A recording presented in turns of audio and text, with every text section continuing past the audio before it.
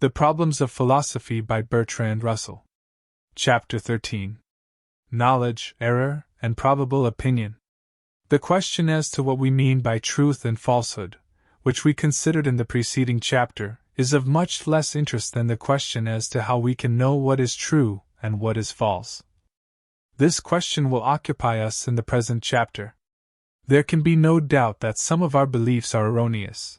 Thus we are led to inquire what certainty we can ever have that such and such a belief is not erroneous. In other words, can we ever know anything at all, or do we merely sometimes by good luck believe what is true? Before we can attack this question, we must, however, first decide what we mean by knowing, and this question is not so easy as might be supposed. At first sight we might imagine that knowledge could be defined as true belief. When what we believe is true, it might be supposed that we had achieved a knowledge of what we believe. But this would not accord with the way in which the word is commonly used. To take a very trivial instance, if a man believes that the late Prime Minister's last name began with A.B., he believes what is true, since the late Prime Minister was Sir Henry Campbell Bannerman. But if he believes that Mr. Balfour was the late Prime Minister, he will still believe that the late Prime Minister's last name began with A.B. Yet this belief, though true, would not be thought to constitute knowledge. If a newspaper, by an intelligent anticipation, announces the result of a battle before any telegram giving the result has been received, it may by good fortune announce what afterwards turns out to be the right result, and it may produce belief in some of its less experienced readers. But in spite of the truth of their belief, they cannot be said to have knowledge. Thus it is clear that a true belief is not knowledge when it is deduced from a false belief. In like manner, a true belief cannot be called knowledge when it is deduced by a fallacious process of reasoning, even if the premises from which it is deduced are true. If I know that all Greeks are men and that Socrates was a man, and I infer that Socrates was a Greek, I cannot be said to know that Socrates was a Greek, because, although my premises and my conclusion are true, the conclusion does not follow from the premises.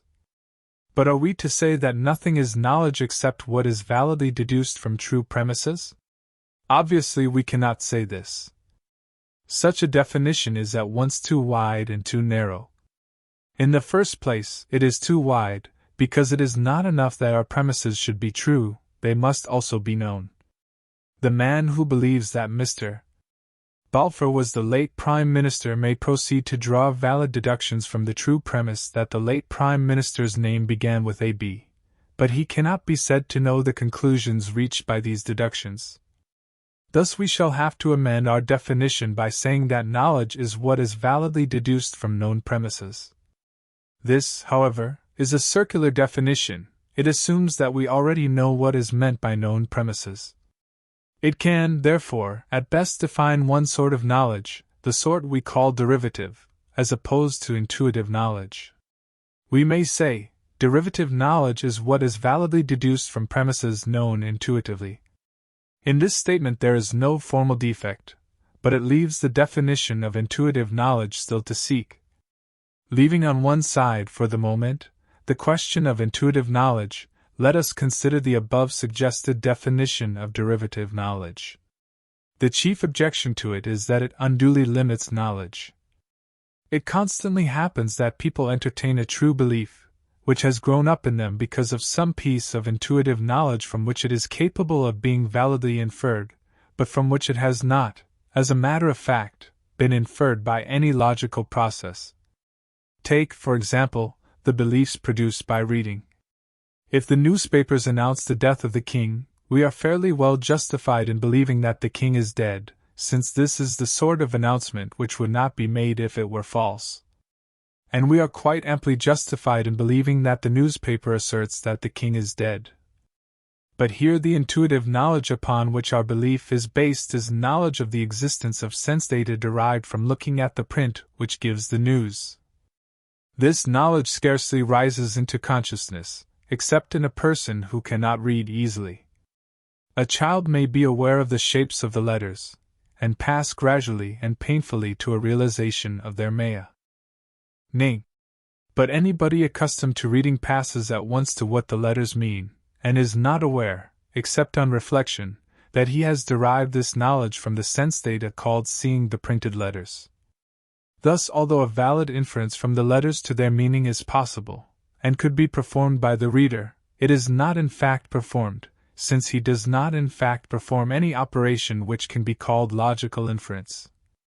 Yet it would be absurd to say that the reader does not know that the newspaper announces the king's death. We must, therefore, admit as derivative knowledge whatever is the result of intuitive knowledge, even if by mere association, provided there is a valid logical connection, and the person in question could become aware of this connection by reflection. There are in fact many ways, besides logical inference, by which we pass from one belief to another. The passage from the print to its meaning illustrates these ways. These ways may be called psychological inference. We shall, then, admit such psychological inference as a means of obtaining derivative knowledge, provided there is a discoverable logical inference which runs parallel to the psychological inference. This renders our definition of derivative knowledge less precise than we could wish, since the word discoverable is vague. It does not tell us how much reflection may be needed in order to make the discovery. But in fact, knowledge is not a precise conception, it merges into probable opinion, as we shall see more fully in the course of the present chapter. A very precise definition, therefore, should not be sought, since any such definition must be more or less misleading. The chief difficulty in regard to knowledge, however, does not arise over derivative knowledge, but over intuitive knowledge. So long as we are dealing with derivative knowledge, we have the test of intuitive knowledge to fall back upon. But in regard to intuitive beliefs, it is by no means easy to discover any criterion by which to distinguish some as true and others as erroneous. In this question it is scarcely possible to reach any very precise result. All our knowledge of truths is infected with some degree of doubt, and a theory which ignored this fact would be plainly wrong. Something may be done, however, to mitigate the difficulties of the question. Our theory of truth, to begin with, supplies the possibility of distinguishing certain truths as self-evident in a sense which ensures infallibility. When a belief is true, we said, there is a corresponding fact, in which the several objects of the belief form a single complex.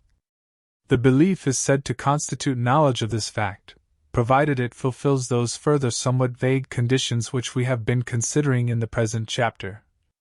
But in regard to any fact besides the knowledge constituted by belief, we may also have the kind of knowledge constituted by perception, taking this word in its widest possible sense. For example, if you know the hour of the sunset, you can at that hour know the fact that the sun is setting. This is knowledge of the fact by way of knowledge of truths. But you can also, if the weather is fine, look to the west and actually see the setting sun.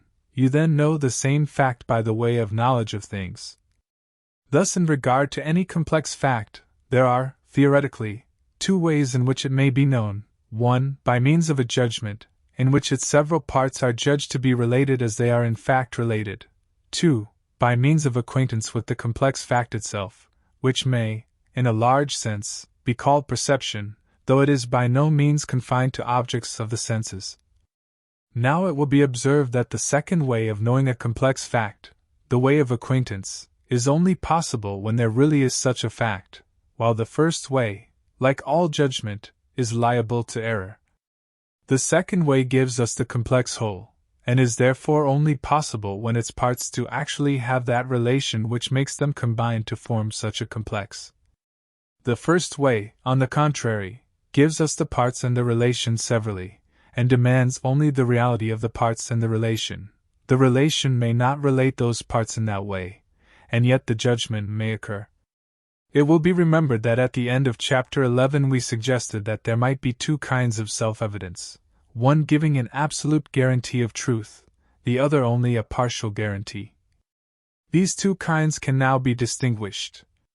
We may say that a truth is self-evident, in the first and most absolute sense, when we have acquaintance with the fact which corresponds to the truth. When Othello believes that Desdemona loves Cassio, the corresponding F.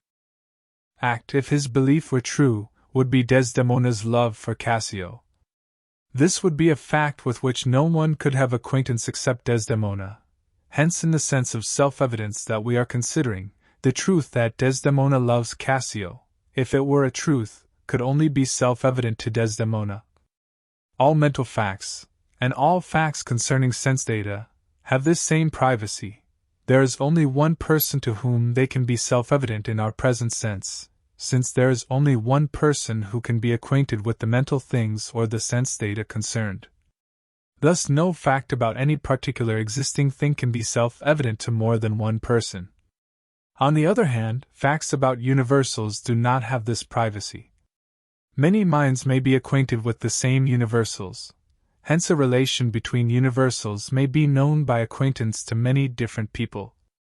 In all cases where we know by acquaintance a complex fact consisting of certain terms in a certain relation, we say that the truth that these terms are so related has the first or absolute kind of self-evidence, and in these cases the judgment that the terms are so related must be true. Thus, this sort of self-evidence is an absolute guarantee of truth. But although this sort of self-evidence is an absolute guarantee of truth, it does not enable us to be absolutely certain, in the case of any given judgment, that the judgment in question is true. Suppose we first perceive the sun shining, which is a complex fact, and thence proceed to make the judgment the sun is shining. In passing from the perception to the judgment, it is necessary to analyze the given complex fact. We have to separate out the sun and shining as constituents of the fact. In this process it is possible to commit an error. Hence, even where a fact has the first or absolute kind of self-evidence, a judgment believed to correspond to the fact is not absolutely infallible, because it may not really correspond to the fact. But if it does correspond, in the sense explained in the preceding chapter, then it must be true. The second sort of self-evidence will be that which belongs to judgments in the first instance, and is not derived from direct perception of a fact as a single complex whole. This second kind of self-evidence will have degrees, from the very highest degree down to a bare inclination in favor of the belief. Take, for example, the case of a horse trotting away from us along a hard road. At first our certainty that we hear the hoofs is complete. Gradually, if we listen intently, there comes a moment when we think perhaps it was imagination or the blind upstairs or our own heartbeats. At last we become doubtful whether there was any noise at all. Then we think we no longer hear anything, and at last we know we no longer hear anything. In this process, there is a continual gradation of self-evidence, from the highest degree to the least, not in the sense data themselves, but in the judgments based on them. Or again, suppose we are comparing two shades of color, one blue and one green. We can be quite sure they are different shades of color. But if the green color is gradually altered to be more and more like the blue, becoming first a blue-green, then a green-a-blue, then blue, there will come a moment when we are doubtful whether we can see any difference, and then a moment when we know that we cannot see any difference. The same thing happens in tuning a musical instrument, or in any other case where there is a continuous gradation. Thus, self-evidence of this sort is a matter of degree, and it seems plain that the higher degrees are more to be trusted than the lower degrees. In derivative knowledge, our ultimate premises must have some degree of self-evidence, and so must their connection with the conclusions deduced from them. Take, for example, a piece of reasoning in geometry. It is not enough that the axioms from which we start should be self-evident. It is necessary also that, at each step in the reasoning, the connection of premise and conclusion should be self-evident. In difficult reasoning, this connection has often only a very small degree of self-evidence. Hence, errors of reasoning are not improbable where the difficulty is great. From what has been said, it is evident that, both as regards intuitive knowledge and as regards derivative knowledge, if we assume that intuitive knowledge is trustworthy in proportion to the degree of its self-evidence, there will be a gradation in trustworthiness, from the existence of noteworthy sense data and the simpler truths of logic and arithmetic, which may be taken as quite certain, down to judgments which seem only just more probable than their opposites. What we firmly believe, if it is true, is called knowledge, provided it is either intuitive or inferred, logically or psychologically, from intuitive knowledge from which it follows logically. What we firmly believe, if it is not true, is called error. What we firmly believe, if it is neither knowledge nor error, and also what we believe hesitatingly, because it is, or is derived from, something which has not the highest degree of self-evidence, may be called probable opinion. Thus the greater part of what would commonly pass as knowledge is more or less probable opinion. In regard to probable opinion, we can derive great assistance from coherence, which we rejected as the definition of truth, but may often use as a criterion. A body of individually probable opinions, if they are mutually coherent, become more probable than any one of them would be individually. It is in this way that many scientific hypotheses acquire their probability. They fit into a coherent system of probable opinions, and thus become more probable than they would be in isolation. The same thing applies to general philosophical hypotheses. Often in a single case such hypotheses may seem highly doubtful, while yet, when we consider the order and coherence which they introduce into a mass of probable opinion, they become pretty nearly certain. This applies, in particular, to such matters as the distinction between dreams and waking life. If our dreams, night after night, were as coherent one with another as our days, we should hardly know whether to believe the dreams or the waking life. As it is, the test of coherence condemns the dreams and confirms the waking life.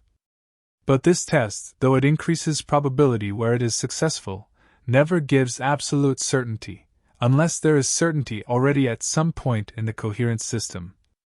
Thus the mere organization of probable opinion will never, by itself, transform it into indubitable knowledge.